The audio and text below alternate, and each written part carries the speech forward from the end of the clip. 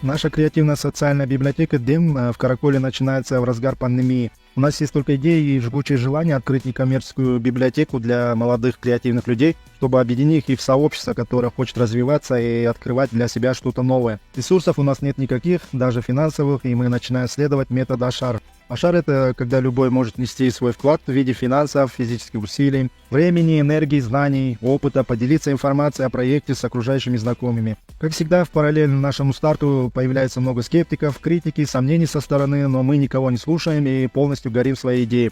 Чего только не происходит, и из подвала мы делаем уютную светлую библиотеку. Помню, как мы с ребятами за время строительных и отделочных работ вывозим 7 КАМАЗов мусора и все это погружаем вручную. Информация о нашей идее разлетается по всему интернету, и кыргызстанцы активно помогают нам не только отправкой книг, нам даже помогают с книжными стеллажами и кофемашинкой. Пока мы монтируем трубы и укладываем кафель, местный художник предлагает внести свой вклад и украшать стены своими картинами.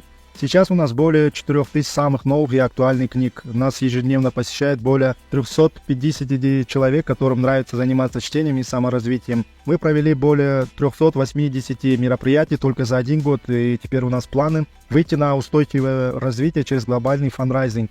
В мечтах и планах открыться в каждом селе нашей страны. Наш успех — это соблюдение ценностей, таких как искренность, командная работа и исследование к своей мечте, во что бы то это ни стоило. Изначально мы решили, что это будет социальный проект, и таким он и останется. Я думаю, что я в процессе становления Джаратманом, потому что это долгий и трудный путь, но очень вдохновляющий и интересный. Все еще много чему учусь и получаю от этого большое удовольствие. Для меня быть Джаратманом означает сам процесс пути, нежели результат или какая-то точка достижения. Джаратманы — это такие лидеры, которые ведут сквозь тьму, когда мало надежды, и дают именно тот импульс, который нужен для созидания проектов, чтобы менять мышление, видение, поведение и кругозор людей. Значит, чем больше Джаратманов, тем больше будет создаваться таких проектов. Если ты сомневаешься в себе, это послание для тебя.